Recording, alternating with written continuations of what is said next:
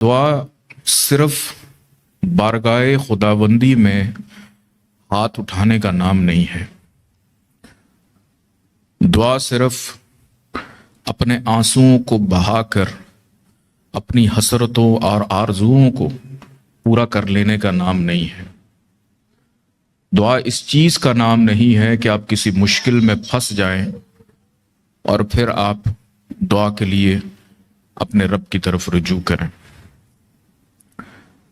دوا کی تلاش میں رہا دعا کو چھوڑ کر، دوا کی تلاش میں رہا دعا کو چھوڑ کر، میں چل نہ سکا دنیا میں خطاؤں کو چھوڑ کر۔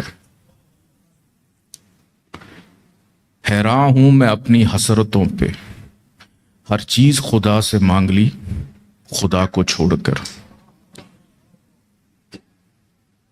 کہ شاعر اس شعر کے اندر ایک ایسی بات کر رہا ہے کہ ہم ساری زندگی وظائف پڑھتے ہیں، ریمیڈیز کرتے ہیں، اپنی زندگی کو بہتر کرتے ہیں، لیکن ہم دعا سے محروم ہو جاتے ہیں۔ اور دعا یہ نہیں ہے کہ ہم نے صرف ہاتھ اٹھا کے نماز کے بعد یا کسی اور چیز کے بعد دعا کرنی۔ دعا کی قبولیت، دعا کا مقام بہت ساری جگہوں پہ ہوتا ہے کہ ہم اپنے پروردگار سے ہر شے مانگنے کی خواہش رکھتے ہیں، مانگتے ہیں، وہ دیتا ہے اور دیتا ہی جا رہا ہے، لیکن ہمارے ذہن میں خدا نہیں ہے، اس کے احکامات نہیں ہیں۔ کہ کبھی آپ کے ذہن میں ایک بات آ جائے کہ دعا کی قبولیت کا کیا مقام ہوگا، کون سی وہ جگہ ہوگی جہاں پہ دعا قبول ہو جاتی ہے؟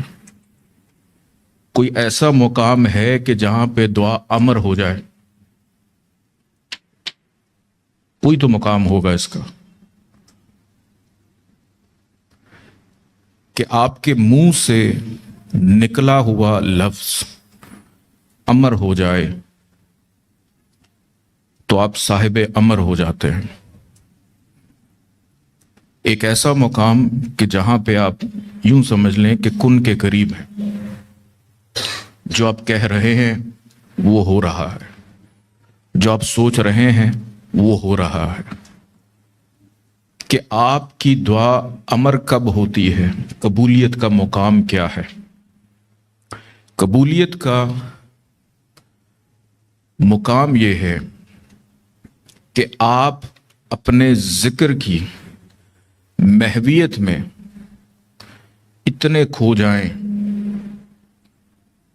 کہ اللہ اللہ اللہ کر رہے ہیں، اور ذاکر یعنی ذکر کرنے والا اتنا محو ہو گیا ہے کہ یہ وہ مقام ہوتا ہے کہ جس وقت آپ کا خیال دعا بنتا ہے اور قبول ہو جاتا ہے۔ اب دعا مانگ نہیں رہے، آپ کے ذہن میں جو خیال ہے، پچھلی نشست میں ہم خیال کے بارے میں بھی بات کر رہے تھے کہ ہمیں اپنے خیال کو ہمیشہ درست رکھنا چاہیے۔ کہ جب ذکر کرنے والا محو ہو جائے گفتگو میں، اب یہاں پہ آپ یہ بھی سوال کہ محو ہو گیا تو وہ دعا کیسے کرے گا؟ تو یہاں پر اس کی دلیل یہ ہے کہ اس کا خیال دعا بن جاتا ہے اور دینے والا اس کو عطا کر دیتا ہے۔ یہ دعا کی قبولیت کا ایک مقام ہے۔ دعا ایک مقام ہے، دعا مانگنا نہیں ہوتا، دعا مقام ہوتی ہے۔ مانگتے ہم ہیں۔ دوسری چیز کہ جب ہم سجدے میں ہوں، ہم سجدے میں ہوں اور رکعت طاری ہو اور ذہن میں ذات مصطفیٰ ہو، حضرت محمد مصطفیٰ صلی اللہ علیہ وسلم، کہ ذہن میں اللہ کا وہ محبوب ہو، اللہ عطا کرتا ہے اور حضرت محمد مصطفیٰ تقسیم کرنے والوں میں سے، کہ جب آپ کا رہنما آپ کے ہم سفر ہو جائے آپ کے خیال میں، تو یہاں پر بھی دعا قبول ہو جاتی ہے۔ پھر اس کے بعد کچھ ایسے مقامات بھی اس دنیا میں ہیں کہ جس کے بارے میں حکم ہے کہ آپ اس جگہ پہ دعا کریں گے دعا قبول ہو جاتی ہے۔